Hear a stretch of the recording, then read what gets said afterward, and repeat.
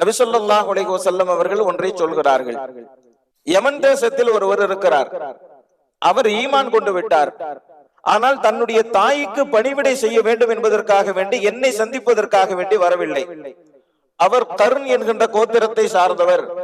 அவருடைய உடலில் இந்த அடையாளம் இருக்கும். அவருக்கு வெண்குஷ்டம் இருந்தது, அது சரியாகி விட்டது. ஆனால் ஒரு தீனார் அளவிற்கு அந்த வெண்குஷ்டம் அவருடைய உடலில் இருக்கிறது என்று அவருடைய பெயரை சொல்லி, அவருடைய ஊரை சொல்லி, அவருடைய கோத்திரத்தை சொல்லி, அவருடைய அடையாளத்தையும் சொல்லி நபி ஸல்லல்லாஹு அலைஹி வஸல்லம் அவர்கள் சொல்லுகிறார்கள், அவர்களை நீங்கள் கண்டால் உங்களுக்காக வேண்டி மன்னிப்பு கோருமாறு சொல்லுங்கள் என்பதாக நபி ஸல்லல்லாஹு அலைஹி வஸல்லம் அவர்கள் சொன்னார்.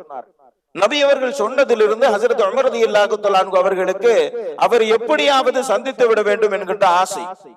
எனவே எப்போதெல்லாம் ஹஜ்ஜுக்கு செல்வார்களோ அப்போதெல்லாம் யமனில் இருந்து வந்தவர்களிடத்திலே அந்த கோத்திரத்தை சொல்லி, அந்த அடையாளத்தை சொல்லி விசாரிப்பார்கள், அவர்கள் வந்திருக்கிறாரா என்பதாக.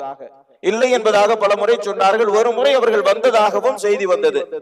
உடனே ஹஜ்ரத் உமர் ரலியல்லாஹு தஆலா அன்ஹு அவர்கள் நபி ஸல்லல்லாஹு அலைஹி வஸல்லம் அவர்கள் யாரை சொன்னார்களோ அவர்களை அழைத்து எனக்காக வேண்டி அல்லாஹ்விடத்திலே பாவ மன்னிப்பு கோருங்கள் என்பதாக சொன்னார். அப்போது அவர் அதிர்ச்சி ஆகிவிட்டார். எப்படிப்பட்டவர்கள் நீங்கள்? நபி ஸல்லல்லாஹு அலைஹி வஸல்லம் அவர்களின் அன்பையும் அவர்களினுடைய நெருக்கத்தையும் பெற்றவர்கள் நீங்கள். நீங்கள் என்னிடத்தில் இஸ்திக்பார் செய்ய சொல்லலாமா என்பதாக சொன்னார்கள். அப்போது ஹஜ்ரத் உமர் ரலியல்லாஹு தஆலா அன்ஹு அவர்கள் நபி ஸல்லல்லாஹு அலைஹி வஸல்லம் அவர்கள் சொன்ன இந்த செய்தியை சொல்லி, நீங்கள் உயர்ந்தவர்கள், எனவே நீங்கள் தான் எனக்காக வேண்டி இஸ்திக்பார் செய்ய வேண்டும் என்பதாக ஹஜ்ரத் உமர் ரலியல்லாஹு தஆலா அன்ஹு அவர்கள் சொன்னார்.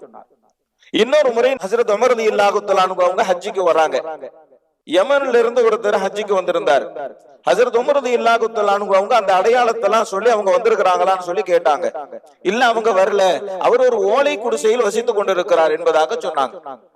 அப்படியா, அவருக்கு என்னுடைய சலாத்தை சொல் என்பதாக சொல்லி அனுப்பிவிட்டார்கள். அவர் இங்க இருந்து போனார். அவங்கள்ட்ட போய் சொன்னாங்க, எனக்காக வேண்டி இஸ்திக்பார் செய்யுங்கள் என்பதாக.